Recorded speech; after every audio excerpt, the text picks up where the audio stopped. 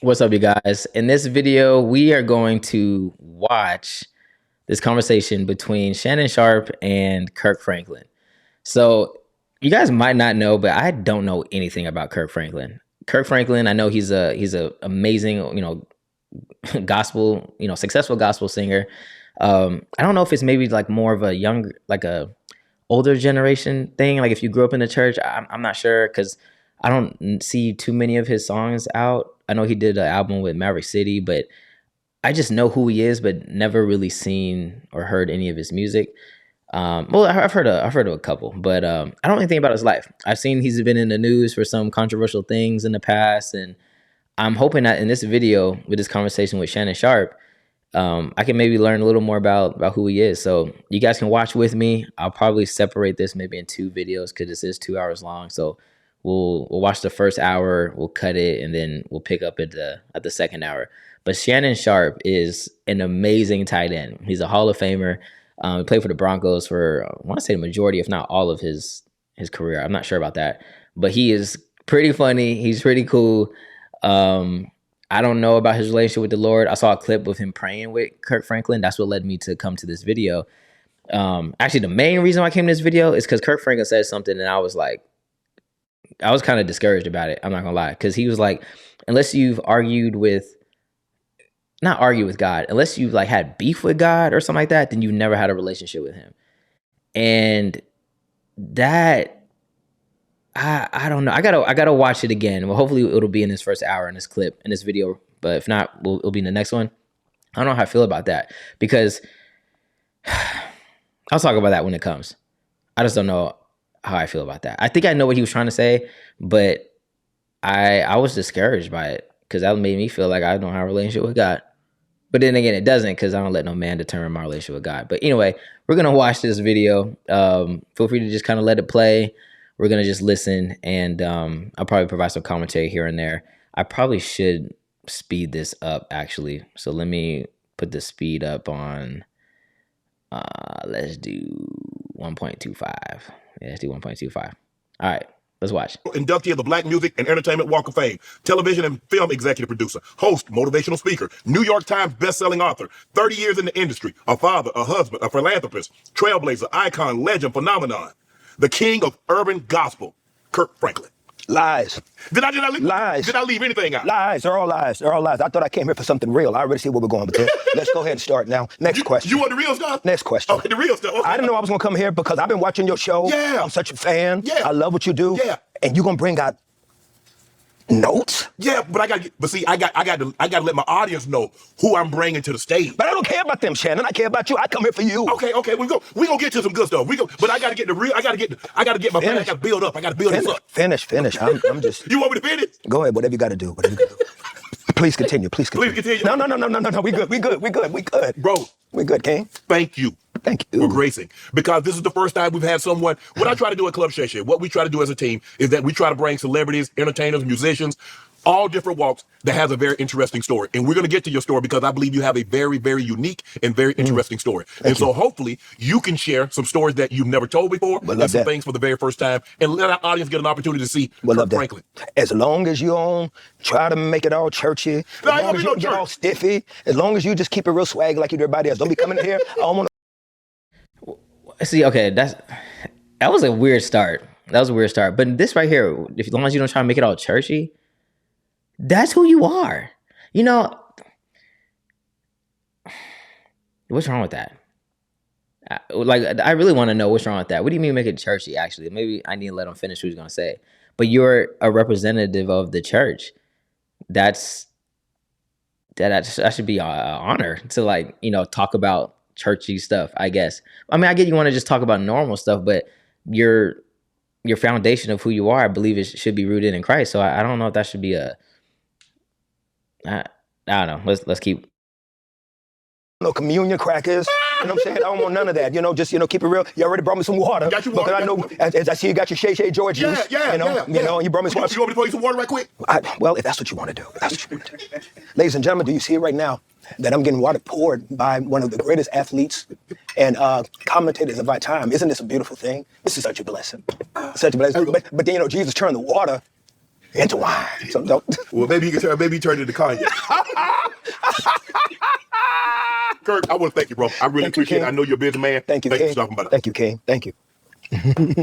I want to start with your career, and then I'm gonna work my way backwards, which is something very unique because I think you're a very unique individual, and I want to put a different spin on this. This is very nice too. Thank you. I appreciate that. You know, it's until we get our own establishment, which we're working on. Let it show. Let it show. So check this out. Okay, you've been nominated 31 times for the Grammy. You won 19. The first time you won the Grammy, what did it mean, and what does He won 19 Grammys? I did not know that. Maybe he mentioned that in the intro. I must have just skipped over that because talking so fast. That's a lot. That's a lot of Grammys. Nominated 31 times. That's amazing. That's amazing. subsequent Grammys mean? First Grammy I won, I was at home.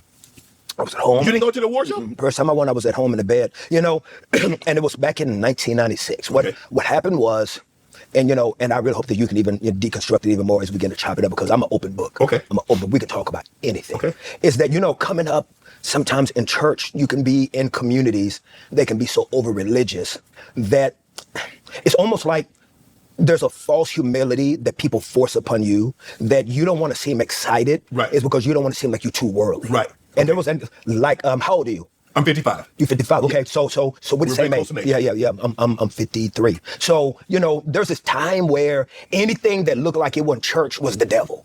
You remember that back in the day? I do. It drives you crazy now.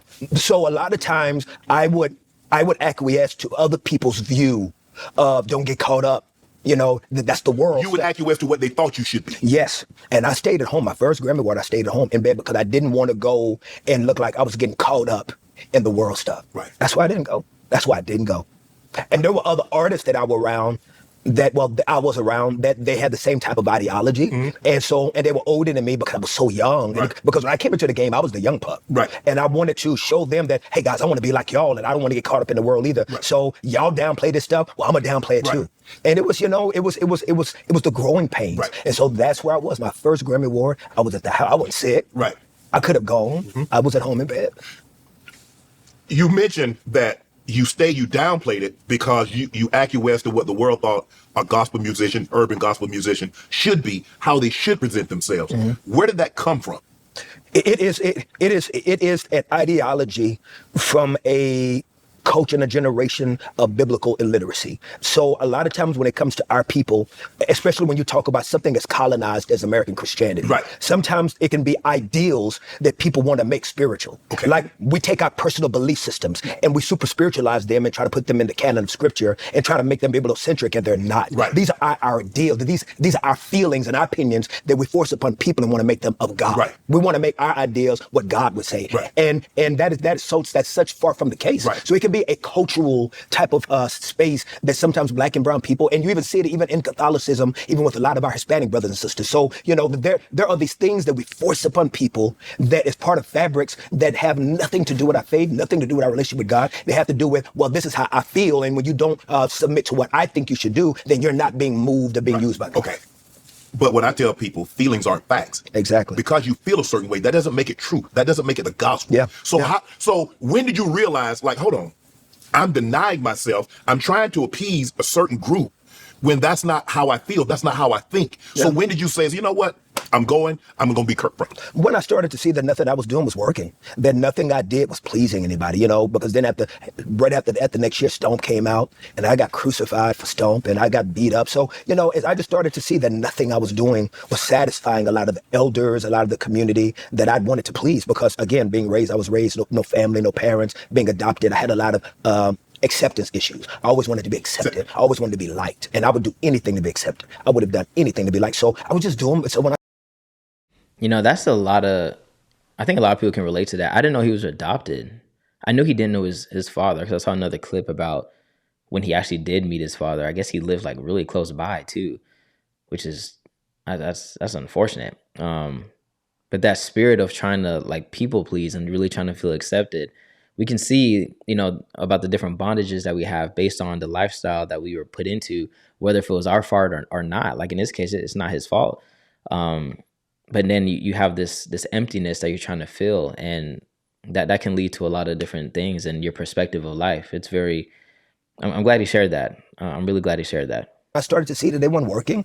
I just kind of slowly started to just become comfortable with either being scrutinized or being an outsider. And then just slowly I just became comfortable in being whatever people thought of me. And I still struggle. I do. I still struggle to this day, wanting to be liked and wanting to be accepted by the church community. Because even to this day, people think I dance too much. And, Right. you know what I'm saying, I move around too much. And, you know, they've heard me, you know, not always use the most favorable words. Right. You know what I'm saying? People can see that not only I'm a Christian, but I also got a little, you know what I mean? You know? And so, you know, I'm always trying to find a way to show people, man, I really, really love God, but I'm not perfect. Right. You mentioned Stomp. Is that because you dance, because you move, because the choir is swaying back and forth? Is that when you're like, well, hold on, I'm uplifting, and then you come to the realization, I'm trying to appease a group of people that, for the lion's share, I'm not going to be able to appease? Well, first of all, I also saw the post that you posted of a fight in a club, and they was playing Stomp, and you reposted it. Do you remember that? I do. That was funny. That was okay. So is I just think that, you know, it's really trial and error. It's just really the standing and falling and just trying your best to figure out what is best for you. Okay. What is the modus operandi for you? Because I mean, even people that love God, love Jesus, everybody don't worship the same way. Correct. You know what I'm saying? Some people may cry, some people may dance, some people may speak in tongues, some people may run around, some people may just be somber and still. But we cannot put our systems to faith on other people. And I just think with Stomp became just this otherworldly thing that we were all trying to figure out. Could Stomp have become the commercial success that it did become had you not put the spin in which you put on it? Probably not. You know, I think that it because at the time Salt and I were becoming friends. Mm-hmm. She was kind of growing in her faith, and we developed a friendship. And so when this remix for Stomp that came out, with, you know, the George Clinton joined in it, and So Stomp, I'm looking it up. I was like, what is that? Is that a song? I guess it's a song that he has. It looks really old. It was in 1997. Wow. I'm gonna have to look into that. But I guess that's what really like propelled his career, huh? I don't know. Like I said, I didn't grow up listening to none of that stuff. I'm missing out. Let's continue. I agree with what he was saying about a lot of people put their own feelings and try to say, I think that's how a lot of different like sects of Christianity kind of comes about. Like some people feel more led about, you know, baptism, the importance of it. It is important, but then they, you know, go and start the Baptist church, right? And things like that. So we do all worship the Lord the same different way, but I do think there has to be some commonality though. Like we all need to worship in spirit and in truth. That needs to be the commonality between the church. We can't get overly religious, but then we got to have some kind of structure at the same time. So that's where there's got to be that fine balance. So I don't know. I agree with what he's saying so far. Stomp, you know, she heard it and asked her if she wanted to jump on it. And she was like, yeah, man, I love it. And she really loved it. Matter of fact, she flew to Texas to even do her vocals, where I live. I think that it was just the perfect storm. I think because we were young, I was 27, she was young, God's Property was young, you know, because my group was The Family. Mm-hmm. God's Property was a group that I produced, but they were already put together by this incredible lady named Linda Seawright, school teacher. And so I had these young kids that were good looking young kids. Mm-hmm. They were from the hood and they loved God. And so everything was just the right marriage at the right time, and I'm very humble for it and very grateful. Do you think some of the blowback was because you were so young? You know, in the church, normally it's elderly that's that's singing, that's leading devotional, that's doing the praying. You mentioned you're 27 years of age. Yeah. And maybe something just didn't seem to sit right with the elders, that a 27-year-old is supposed to be uplifting and serving the Lord is doing. It's kind of like putting, this is not secular music that we grew up with. Yeah. And you can even unpack what you're even saying even more, is because we all, when we were young back in that era, had to act old to be accepted. Yes. You remember that? Yes. Like it's funny because people run up to me and I say, yo man, you look younger now than you did back then. Well, because we were acting and dressing old. Yes. Because you had to do, you know what I mean, our jackets were down. You remember Yeah, I do. the jackets down here, the square toe gators, and you know, from City Slickers in Detroit. You remember that? Yeah, Freeman's in Atlanta. Freeman's in Atlanta, boy. Don't you David Eastman, what was it? Yeah. So, you know, we were all trying to the point that also there was a whole generation of us that if we were not married, yes, You know what I'm saying? Yes, yes. They didn't think that it's like, you can't be single and be out there doing God's work because we know what single people be doing, And so it's like, yeah, well, you can still do it even though you're married. Yeah. But you got feared into a lot of things that you may not have been ready for. You didn't understand. You didn't know what you were doing because the church culture at that time has such a suppressive, you got to be this, you got to look like that, you got to do it like that. And so when you don't know. And that's I got his mouth open. That's the downfall of the church, I think. Because, even Paul talks about, Timothy. He wrote a letter. He said, don't let people try to like put you down because you're young. You go out there and you lead. And Timothy was a leader in the church, and he was young. He was probably like 26 or something. I think he wasn't like 15 or nothing. But yeah, every person has their place in the kingdom, and I do think there's ways that we all come together and put all our different giftings and knowledge and wisdom. The elderly has a lot of wisdom. The young people have a lot of youth. We can put all those together and really make the move of God a spectacular one. So yeah, but let's continue to listen. And then when you have a level of biblical illiteracy yourself, you trust in them to give you God's word. Right. Instead of realizing that a lot of you, they're giving you their word. Or their interpretation. Because it's passed down, their grandparents and their parents, and they just passed it down. Exactly. And they passed down. Pause. Okay, so that's where the issue is. You said their interpretation is their parents and it's passed down. Wrong. You can take things from your parents, but you have the word yourself. This is where we got to take accountability for ourselves. We got to listen to the Bible. Read the Bible for ourselves. We can't just pass down, regurgitate things that we heard from our parents. Not some things, you take with you because you're raised by them, of course, but we have the autonomy to read the Bible for ourselves and get our own understanding of how we should lead. So I disagree with that. That might be what's happening, and I think that's an error in the church. We need to have our own relationship with the Lord. Even though it's wrong, they're passing down wrong or what they believe to be right. And a lot of that from that generation was the colonized version of American Christianity because it was all about controlling black and brown people that did not have a voice. And so that control ideal continued because that's what they were given. Right. You look at the slave Bible and how certain pages were ripped out just to control people. So historically, we understand that Western religions and Western Christianity have also, unfortunately, been tools of also weaponization. Yes. How do you determine like to write a song? Are you like, I heard rappers like, I get up and, I might be asleep and something hit me and I'll get up and I'll start writing, or I have an engineer and I'll start recording. When you write your song, do they just come to you, or you say, you know what, I think it's time for me to get back into the studio? How did Stomp and how did, I Smile and Melodies how did they come about? Oh man, and just a multiplicity of ways. When God is loaning a song, they can come anywhere. They can come when you sleep, stoplight, in the bathroom, right. Shower, many times I've, as I was blessed to write a song for a young lady, Tamala Mann, called Take Me to the King. Okay. I don't know if you ever heard Take Me to the King. I haven't. Yeah, but it's a real big, beautiful song. And Tamala Mann, isn't she like Meet the Browns? Okay. Have you heard her sing? I have not. Ooh, somebody please get this man Take Me to the King. When this is over, he's got to hear this song. He gonna be calling me, crying. This big Negro gonna call me, weeping like, bruh, tell me, yeah. So man, they just come in just a myriad of ways. Do you like, okay, you sleep, you're like, I'm sleeping. Do you get up and start writing down, or will it stay with you till the morning? Or are you in the shower? Do you get out of the shower? Do you stop what you're doing and start to put pen to paper, or can you remember the sequence in which it? So many songs that have blessed people have been written butt naked. Next question. Really? But not one sock on. I straight out the bed. But if you come over to my house, don't sit on that piano bench. Sit on that piano bench. That piano bench ain't had nothing but cheeks on that piano bench. For Jesus. Next question. What do you think? What's Kirk Franklin? Are you a better singer? Or are you a better songwriter? I'm a better singer. I am the worst singer in the world, and I have a career doing gospel music. It don't make no sense. It don't make no sense how God has been able to be so kind to me, and I'm not this great singer. Right. What happened is that God was so kind enough to give me this gift of songwriting. Like, I don't know what it was, Shannon, but as a young boy, God would just give me lyrics and melodies. Right. And so, by God's grace, man, it's just been, it's amazing. Like times in my life when I've had doubts or questions about God, I'm always confident that God exists because I see him vividly through the gift of songwriting because Shannon, I don't even know where they come from.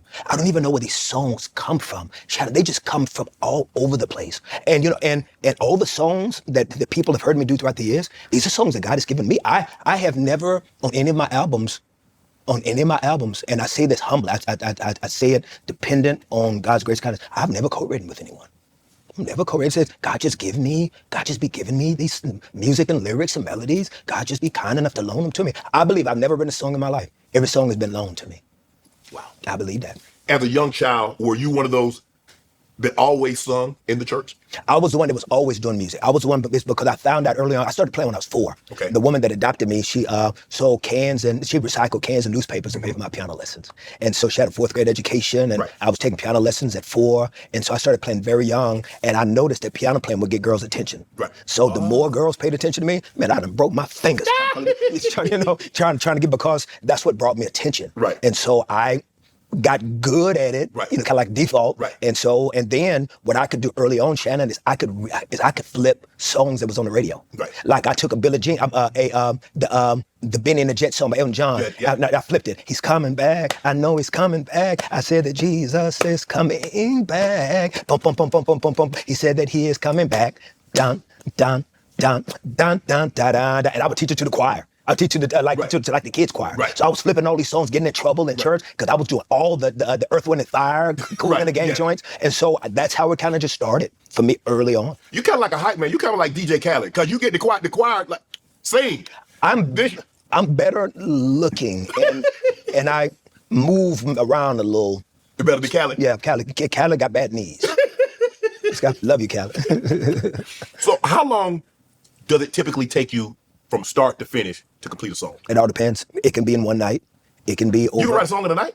Take Me to the King, God gave me that song in one night. I Smile, God gave it to me in a day. Stomp, and yeah, most of the time I'm going to labor with a song. I'm not going to let it just ride. Like Melodies from Heaven, I was up at my old high school and working with high school choir when God loaned me Melodies from Heaven. 1994. Melodies from Heaven was 1994. Wow. When you're writing, do you have any idea how successful a song is going to be? No, never. Have you ever been surprised, like, I don't know about this one? Yes. And it blows away and you're like, oh, this is can't miss. And like, dang. I have never had a song that I was confident in. Never. You're Kirk Franklin. Never. That don't mean nothing. That don't mean nothing. I'm always shocked. I'm never confident in a song, never in my life. And I'm not trying to be false humility. Dude, I'm Separate Chin, one of the dopest players in the game, man, history. I'm not going to be on any cap. I literally have never had a song that I was confident that people were going to, from I Smile to Looking for You, Melodies from Heaven, Why We Sing, Now Go the Lamb. My Life Is in Your Hands. Right. All these songs. Why do you believe you've been able to connect with so many people across so many different genres? I don't know. I think that the weirdest thing is for me when the songs do. If there's anything, maybe God kind of took my beginning, and because I was a hip hop dancer, my name was Kid Fresh when I was back in the day. I could spin on my head, I could rap at skating rink, and I was influenced by urban music. I didn't get influenced by gospel music until I was about 16. A friend of mine got killed, and then that summer, I trusted the Lord in my heart that summer and got a little more serious with my faith. But before that, smoking weed on a church parking lot, wild and out back in the, how the churches used to have like the little lock-ins and the teenagers would spend the night in church. Yeah. Oh, it was a lot of wrong. A lot of wrong going on? There was a lot of wrong going on back in the church. So, I think that, I also think that what gospel music was not doing, that I think that I didn't intentionally try to do, I was just trying to get my own help. I think I was just really honest about how I felt in songs. Like if I didn't believe God was going to do something, I didn't write it. I would write, help me believe. Right. Or, if like a song like Imagine Me, like I was always just trying to be honest in my songs. I wasn't trying to act like I was already there. Right. It's because I wasn't there. I was struggling. So I think I included a lot of my struggle and where I was in life in songs. And I think maybe, and I can only say maybe because I don't know God's plan, that maybe what it did for people, they said for people, they were like, me too. Right. You know what I'm saying? I'm there too, and that's the only thing that's the only thing I can think of. I don't know, because bro, you don't know how many dope gospel artists are out there. And I know that, is for whatever reason, maybe because I'm little and whatever, people see me more or whatever. But man, there are so many people in this genre, Shannon. They cold songwriters, cold singers. And man, I'm just trying my best to let people know that it's not just Kirk. Kirk Franklin is not only in gospel music. There's so many people, and I feel like it's my job to shed light on how many dope, Jonathan McReynolds and Tasha Cobbs Leonard, the Walls Group, Doe. I mean, it's so many hitters out here, so many. Chandler Moore. Man, it's some beast in the game. Do you think because of your age, you were able to bring a younger generation into secular music? Because when I was growing up, it was Shirley Caesar, it was the Mississippi Mass Choir, it was the older. Now, maybe now that I look back at it, I mean, maybe they weren't that much older, but it was just, they seemed They're older. way older than you. Yes. They're way older But than you. you, I mean, in your 20s. Shirley Caesar's 137 years old. That's my mom. I love her.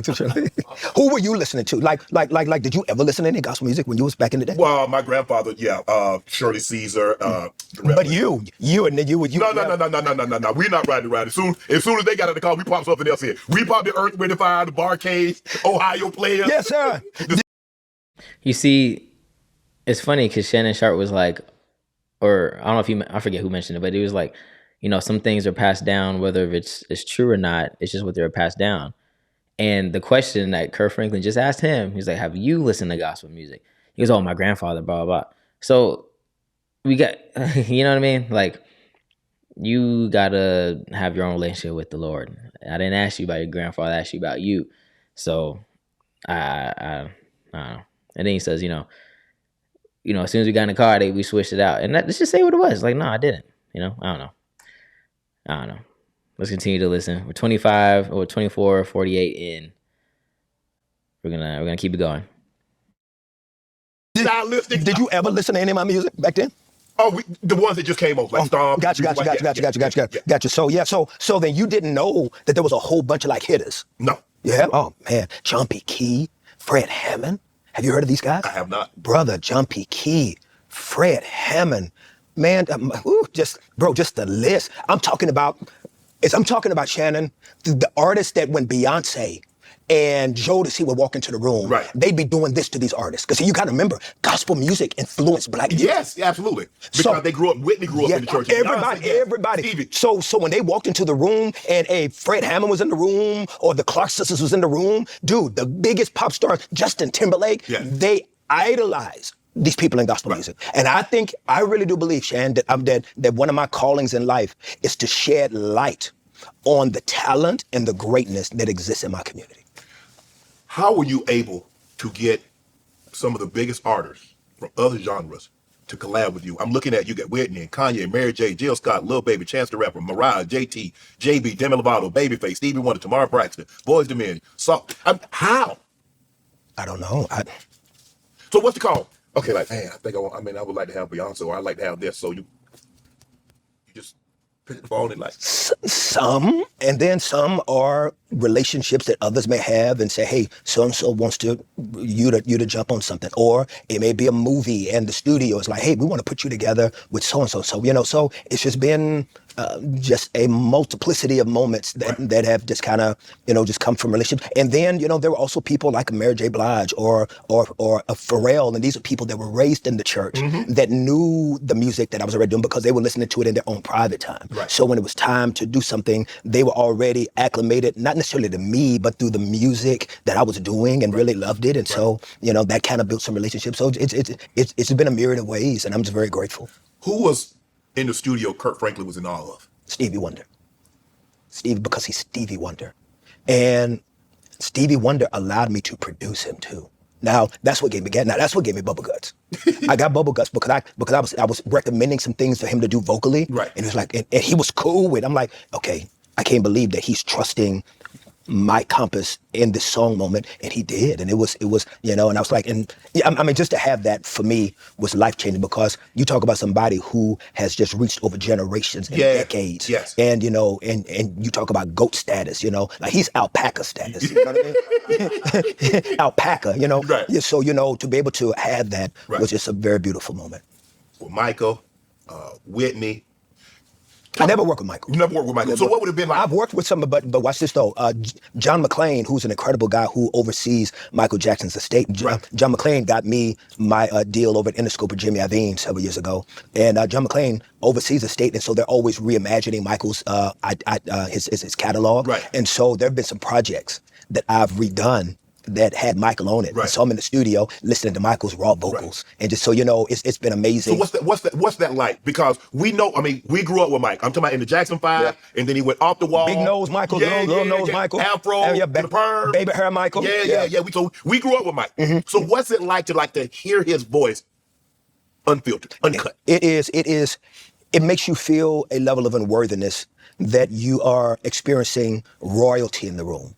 To be able to take all the tracks out and you can hear just Michael breathing and Michael singing and Michael doing pants. And I'm talking about, I've been blessed to work on quite a few projects for Jonathan. For John McClain, where I'm working. So I get that. We gotta watch out, you guys. You can't get close to this idolatry. He's another human being. He's amazing. He's definitely the king of pop. It's not a debate. You know, Bruno Mars, nope. No one is even close. But he's just a man. He's just a man. We can't be out here, oh man, he's breathing on the mic. This is Michael Jackson. I'm unworthy to listen to. He's just a talented singer. Let's be careful not to tread this line of idolatry with nobody. Working on Michael's raw vocals. I'm working with Michael's stuff that he did with his brothers and stuff he did with himself and trying to reimagine it. And it is like royalty. And the fact that he was that cool, because back then wasn't no auto-tune. You know what I mean? That's him. That's him, bro. That's him. Stomping and breathing while he's singing. It's because everything right now, you know, don't nobody want to hate on the next generation, but everything is so produced. Everything is so filtered down. Overproduced? At times. But the challenge is what's overproduced now is what people's ears are accustomed to, and so people like it. Right. So if you don't overproduce it, they're going to think that person can't. They don't like it anymore. It's because now music is not music anymore. Music now is a vibe. Right. It's a vibe. And if the music had that vibe, and sometimes the vibe is overproduced. Sometimes the vibe is slowed down, slow the voice down, filter the voice down. Right. So you're not going in there like Michael, because Michael was just breathing, sweating, and you can hear the stank on the microphone, spitting on the microphone. And you know, that was a great moment for me. Prince, Michael, Whitney, if you had an opportunity to work with those, what do you think that would be like for you? I've had a chance to work with Whitney. How's Whitney's voice? You know, you hear, I mean, to hear it on a record, to hear her when she's doing things, but to be there, it has to be different in studio than it is in an arena. Yeah, you know, well, and then see, Whitney's not fair because Whitney was a church girl, and she never turned that off. So it wasn't far removed from the worlds that we lived in. You know, her and Cece were cool. Right. She was cool with all these other people. So Whitney was just an extension of the world that I came from. Prince came. I was seated at an event, Shannon, and during the commercial break, Prince came down to me and kneeled before me, and he said, here's my number, and I want you to come to Minneapolis and jam with me. And you know why I didn't go? It was so early on in my career, those voices from that church culture. Because you know, Prince, you know, he'll do music in his drawers. Yeah. I remember that. He'll come to the studio on a G-string. Yeah. That yellow, you remember the yellow with his butt out? Cheeks out, his cheeks out. Yeah. And I didn't, you know, and so, you know, so people seeing his cheeks out, I didn't want to be trying to argue, you know what, his cheeks is out, but he do good music. You know, so I didn't even return them. I didn't even, That's friends, I didn't even take him up on, he said, I want you to come to Minneapolis and jam. And I didn't do it, man. I didn't do it. He called the crib. You got to go just to see Paisley Park. I know, I want to. You see how he says that a lot of times he hasn't done these things, which will be Prince is a legend too, but he's also, you know, I don't know. He said he didn't do it because of, you know, the church folks, you know, worried about what other people think. What is God saying about it? Like, I'm listening to hear, like, okay, have you prayed about some of this stuff? Like, oh, God told me not to. You're very swayed about what people are saying. We got to get out of that, you know? God will tell you to do some things that don't make sense to people, and it doesn't matter. You know, he told Abraham, go to a land, I'm going to show you what it is. Just keep walking. And he took his whole family, his sons, everybody went, we out of here. It's insane. So, always just listen to see what God says, despite what people say. People are flawed if people don't know the full story. But God knows the full story. He called the crib. He called the crib, bro, and kissed my baby and said hey to Tammy before he left. And I let fear get in the way of me working with him. What artist today would you like to do a collab with that you haven't? If you haven't done one with them, who would you like to do a collab with? You know, as I know that some of the church folk would probably give me again, man, but you know, I am a fan of the lyrical genius of Sean Carter. Oh? I am. I think lyrically, he's a juggernaut. The fact that he doesn't write what he says down and the intentionality of the conversations that he has, good and bad. Right. You know, I'm just I've always been, because we're in the same age demographic. Right. So I've got to, I've had a chance to live with his journey. It would be Sean Carter and Sting. Wow. Sting. Okay, so he mentioned Sean Carter. That's Jay-Z, right? You see how he said, "Oh, church folk not gonna like it." Why? Do you agree with why the church folks wouldn't like it?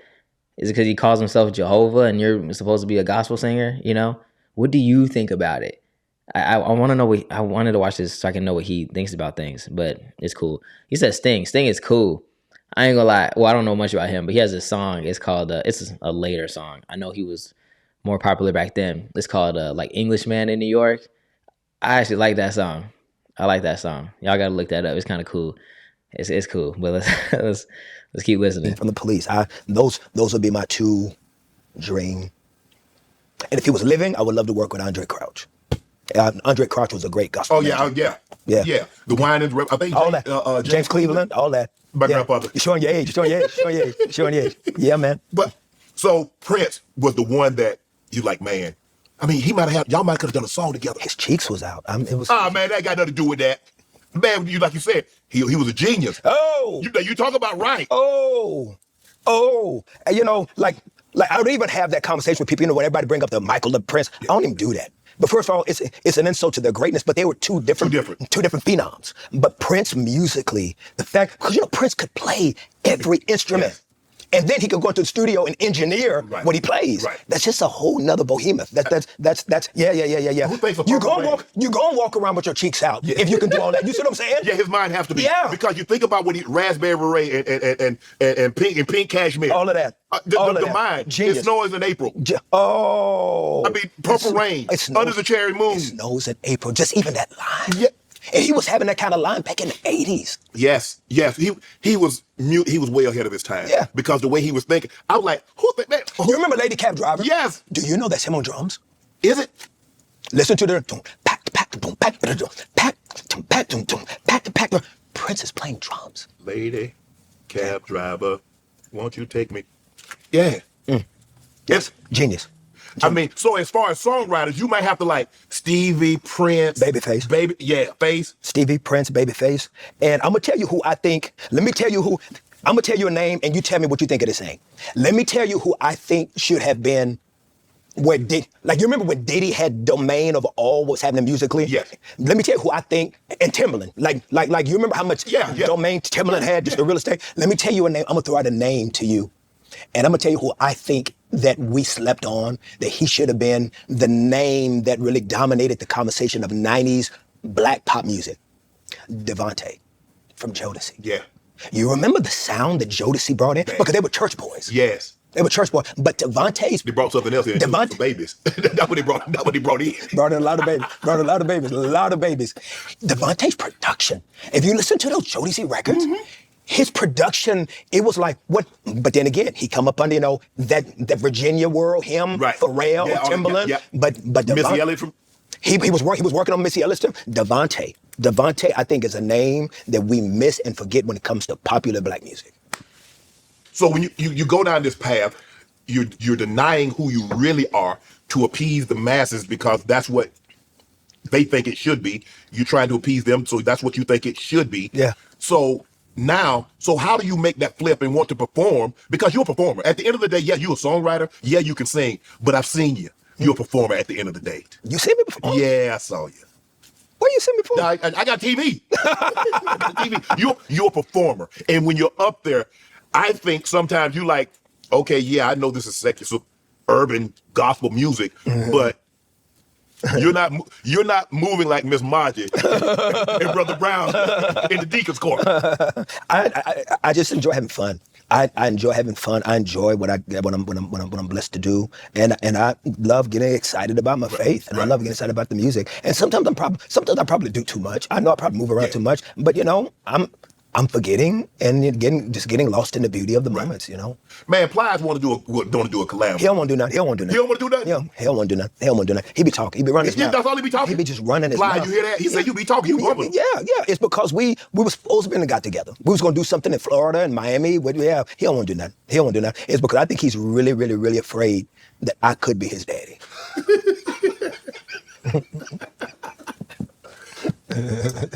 Swag.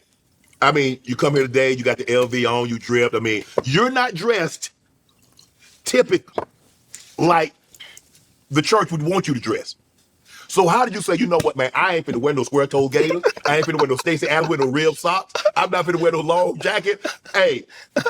But there was a time I did, though. That's what I'm saying. There was a time I did. I had the square-toe gaiters. But you a small man, though. You can't be wearing those big old zoo suits. I know, and that's why I looked a fool. That's why I looked a fool, trying to appease the church people. I just think that Shannon, you know how it is, man. The older you get, the more comfortable you find yourself in your skin. Yes, you got to be. You know what I mean? I'm 53. My first album came out, I was 23. So I've lived through my 20s. I've lived through my 30s. I've lived through my 40s. I'm comfortable. Who don't like me now ain't gonna like me. Correct. Not at 53. Ain't nothing I can do to change anybody's mind now. Right. Nothing. And those who rock with me, you know, we'll go to Baby Gap and I'll give me a onesie and, you know what I'm saying, and keep it pushing. So the dance moves, I mean, when you up there. Oh my gosh. I mean, you be doing the latest dance moves. I mean, you be watching. Oh my gosh. And you incorporating them. Oh my gosh. I be just having fun. I'm not a dancer. Like, I couldn't go to a studio and learn choreography. Right. I couldn't. I would be horrible. And a one, and a two, and a whop, and a stop, and a turn, I couldn't do it. Right. It would be horrible. Right. So I'm just really having fun. I'm just having fun. I'm having fun, and I'm excited, man, to be telling people how dope Jesus is, man. Right. And I have a good time doing it. I just have a good time. I think that what has always been confusing to me, Shannon, is that we say that we got the truth. Right. We say we got the light of love, and we got the hope and compassion from people, but we can be the most square, the most lame acting people in the world. Okay. And so for me, I just need to be counterintuitive to all of the social constructs of what people think a Christian should be and shouldn't do. When I'm walking around telling y'all that, man, I'm in love with the creator of the universe, right. That should get you lit. Right. That should get you turned. More than talking about, you know, as I was on the block, you know, with that work in my backpack and whoop, whoop, whoop, whoop. And it's like, bro, I'm out here giving you this Jesus, right. And you can't be lit with me. Right. That has always confused me. We should be the most excited, most on fire, most loving, most compassionate, most forgiving people in the world, because we look in the mirror every day and see what we were. We see who we are. And if it weren't for God's grace, where would I be? Yeah, we also the most judgmental. You left that part out. And it's sad. But why do you think that is? Man. And just keep it a buck. I just think the thing is that we have a hard time seeing someone that looks like us have more than us. And it's not the fact that they don't have it. They just don't want you to have it. Because for the longest time, because I've had homies, as long as I was doing what they were doing, had the exact same thing as they had, nothing more, nothing less. Yeah. We cool. Yeah. I started to go here, they didn't go with me. Yeah. Not a problem. Yeah. I changed. You know, that's funny he said that. I saw this clip of so I need to like turn this volume up because I can hardly hear it. You know, I saw this clip, well, the volume's up, that man, there was like a survey. They asked people, they said, hey, if you know, let's say you have this job and you're gonna get paid $100,000, but then no, I forget. I'm just gonna make up some numbers. Let's say you found a job that's gonna be paying you $50,000, but everyone else in your peers at the work is gonna be getting paid $30,000. And then you have another job that's gonna pay you $100,000, but everyone around you is getting paid $200,000. Which job would you take? The $50,000 job where everyone else is making $30,000, or would you take the $100,000 job and everyone else is making $200,000? More times than not, people said I'll take the $50,000 job as long as I'm making more money than the people around me. And it's like, what? And I was like, well, mate, like, are you saying like you're cool with just getting paid less by your peers? Like, no, this is just like the people in the job. Like, let's say you're just the lowest worker, I guess. Like, let's say you're entry level or something, and everyone else is paying $200,000. But I don't know. It's weird. It's like we really just want to. It's weird. It's sinful, and it's not loving. But we only want to do great when we only want other people to do great when they're doing the same level as us. But if they're doing better than us, then we have a problem with it. That is not okay, man. It's not okay. Like we gotta just literally just have love for people and be genuinely happy for them doing well and being recorded and supporting them. A lot of people, that's where the term haters come from. But you're gonna take a $50,000 job as long as people are making $30,000 around you instead of $100,000 job. People around you making $200,000. $100,000 is still like a lot of money. It's still a lot. So that's unfortunate. I don't know if Shannon Sharpe is saying that's just his community that is doing that. I think that's just people in general. So I don't like that you said that, but that's unfortunate though. Nonetheless, let's keep watching. Yeah, I did. Yeah. Unfortunate part about it, you didn't change with me. But it's sad because when I hear most of the harsh, and I don't have no problem with you critiquing me. If there's my performance, I'm on television and something, I didn't word it properly, okay. But to just dislike me or to say something so negative just because. Yes. That's the problem. That's where I like the old saying, it be your own people. And it does, because most of the people that criticize me on social media, they ain't of the opposite race. They look like me. Well,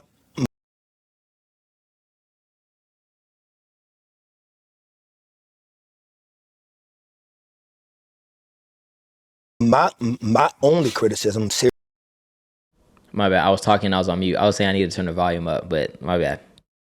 seriously, would be, is I think you brush your teeth too much.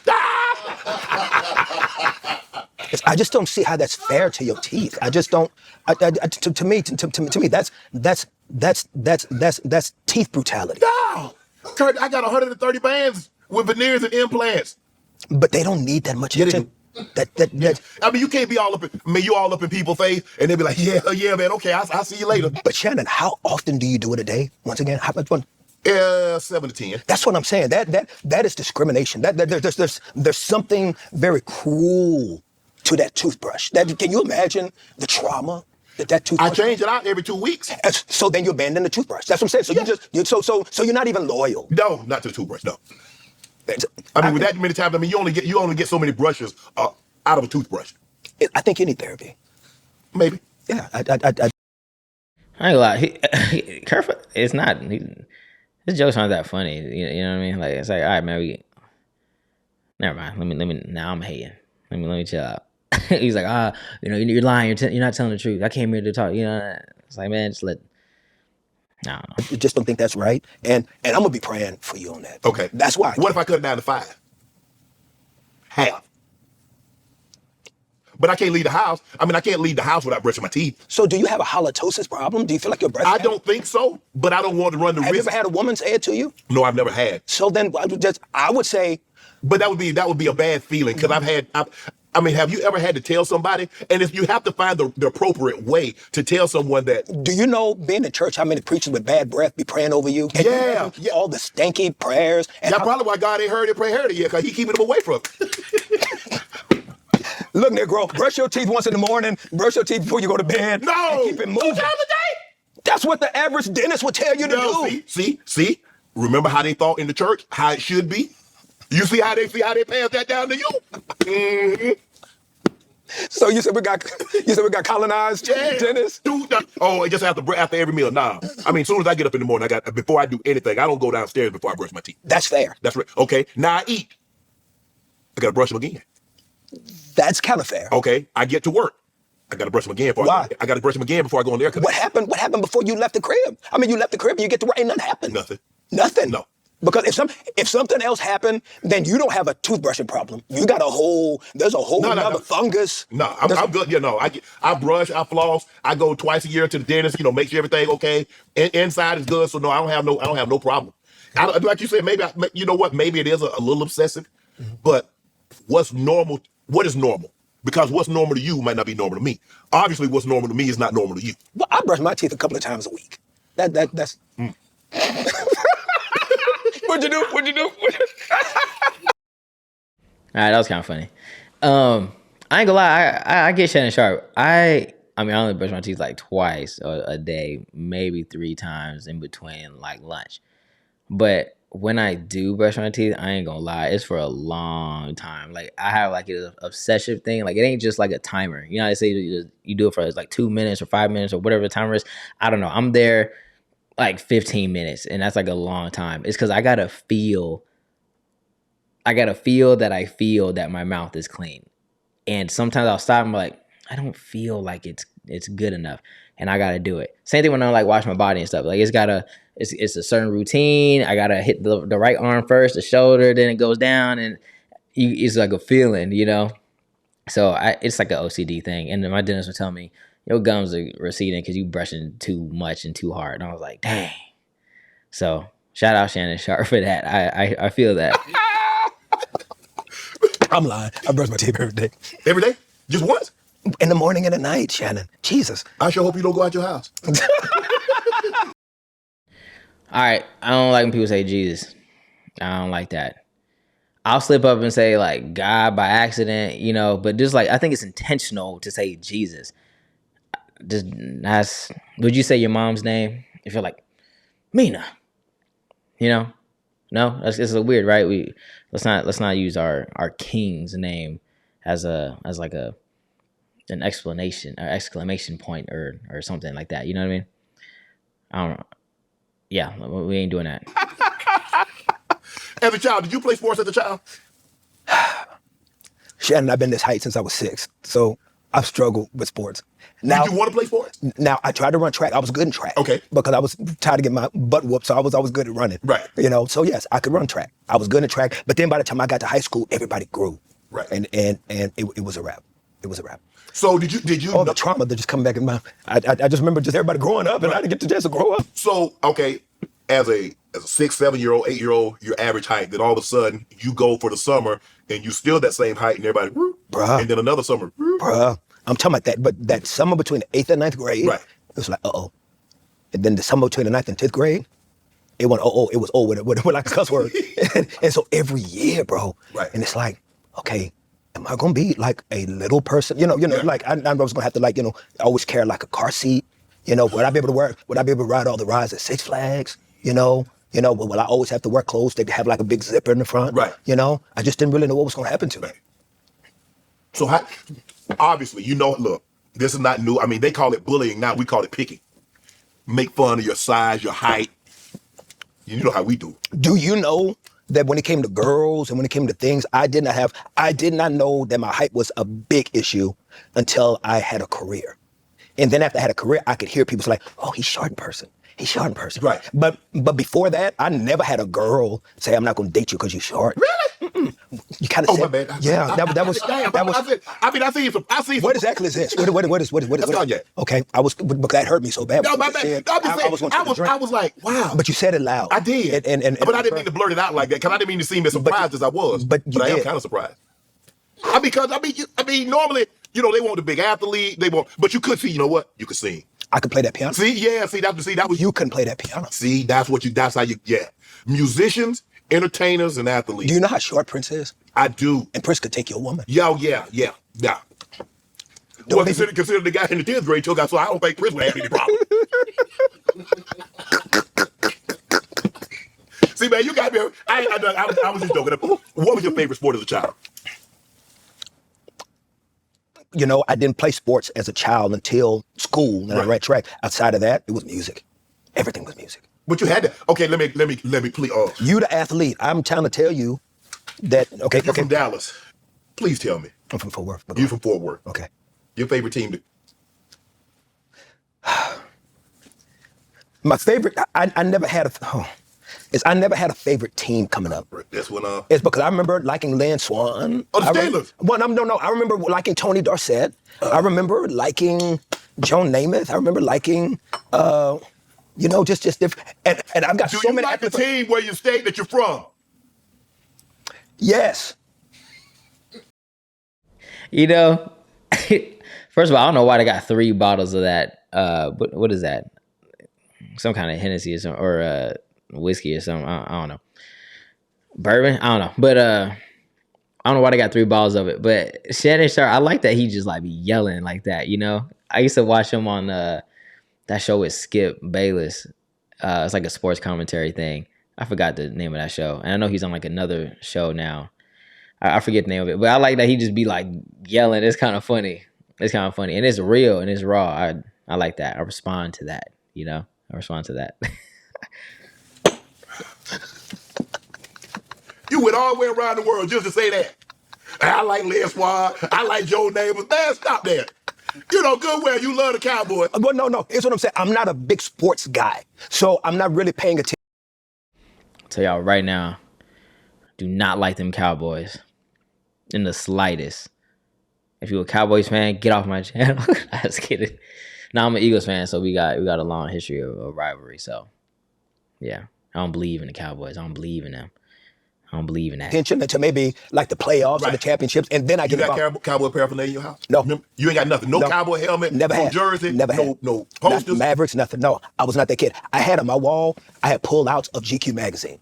That's what I had on my wall. Yeah. I had posters like Ralph Lauren, like Perry Ellis. I was that guy. Yeah, see, it's easy. I was that kid. You see, it's easy for you to dress. Oh, because I'm little? But you be fly. I see you. Yeah, but most of the stuff has to be custom or it has to be extra large. I mean, so you just go get off the rack. I do. And some stuff I can get where the whole thing is on the same rack. Hold on. John Drummond, track runner. Yeah, best friend. John Drummond, best friend, gold medalist. Could you ever outrun him? It just depends what we were running from. Depends where we're running from. Shout out to John Drummond. No, man, I have a lot of great athlete friends. Dion and I, right, close friends. Right. Emmett, great friends. Kurt Warner, great friends. I have a lot of great friends. Chris Paul, right, great friends. Okay. And they love me because I don't know nothing about what they do. We don't talk sports. We just talk about life. I know none of the stats and all that. If you weren't a musician, what would Kirk Franklin be doing? I think I would love to be a 4th grade school teacher. What? I would love to work with kids. Okay, so this is why I wanted to watch this video. I want to know about him. What's in his mind? You know what I mean? His lifestyle, his upbringing. We're finally getting to it, and we're like an hour in. So it was still pretty beneficial, listening to the previous stuff. His career and, type of music, people he worked with, the success and all that. But I think this is now going to start getting to the nitty gritty, I hope. So yeah, I'll probably end this. You know what? Yeah, let me just end this right here. And we'll pick back up in part 2 of this video, and he's gonna talk about what he would be doing outside of making music. That's what I'm interested in. I love people's testimonies, you guys, like how they grew up and what led them to where they're at right now, and how God actually orchestrated everything. So that's what I'm hoping is gonna happen. We'll pause here. Part 2. Stay tuned for that. All right, y'all take it easy.